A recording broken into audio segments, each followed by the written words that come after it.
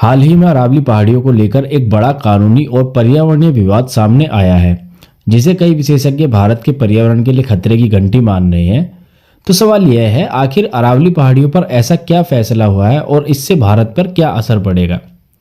अरावली पहाड़ियों के संक्षिप्त परिचय की बात करें तो अरावली पर्वतमाला दुनिया की सबसे प्राचीन पर्वतमालाओं में से एक है। ये मुख्यतः गुजरात, राजस्थान, हरियाणा, दिल्ली तक फैली हुई है।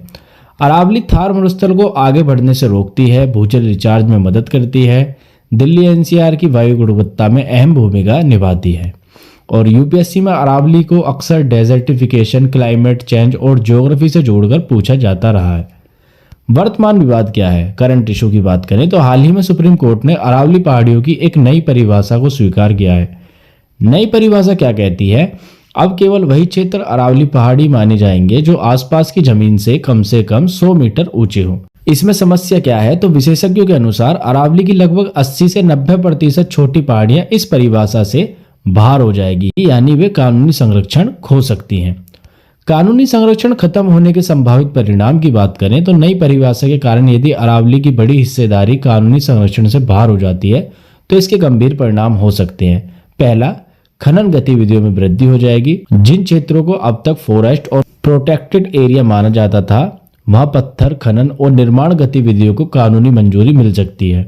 दूसरा, रियल एस्टेट और अवैध निर्माण, बिल्डर और निजी कंपनियां housing project, farm house, commercial development शुरू कर सकती है।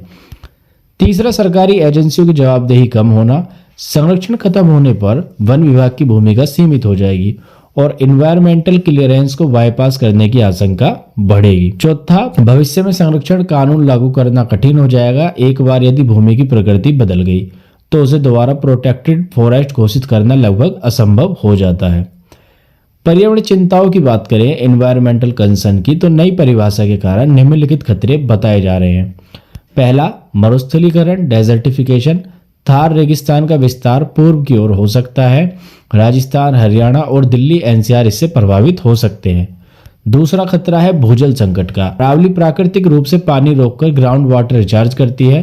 संरक्षण हटने से जल संकट गहरा सकता है। तीसरा, जिससे दिल्ली एनसीआर सबसे ज्यादा ग्रसित है, वायु प्रदूषण। अरावली दिल्ली के लिए नेचुरल ग्रीन वॉल का काम करती है।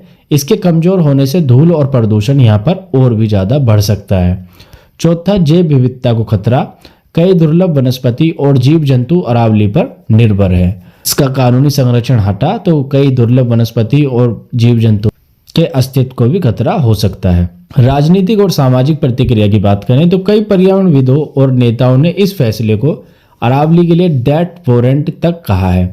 मांग की जा रही है कि नई परिभाषा की समीक्षा हो, अरावली के लिए अलग संरक्षण प्राधिकरण, अरावली कंजर्वेशन अथॉरिटी बने। न्यायपालिका की अन्य भूमिका की बात करें तो पंजाब एवं हरियाणा हाई कोर्ट ने हरियाणा सरकार को अरावली क्षेत्रों की स्पष्ट मैपिंग करने के आदेश दिया है ताकि यह तय हो सके कि कौन सा क्षेत्र वास्तव में संरक्षित होना चाहिए। यह दिखाता है कि मुद्दा अभी पूरी तरह समाप्त नहीं हुआ है।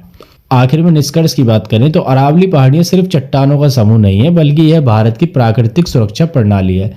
यदि इनका संरक्षण कमजोर हुआ तो इसका असर आने वाली पीढ़ियों को भुगतना पड़ेगा। अगर आपको यह वीडियो उपयोगी लगा हो तो लाइक और शेयर करें और चैनल को सब्सक्राइब करना ना भूलें। धन्यवाद।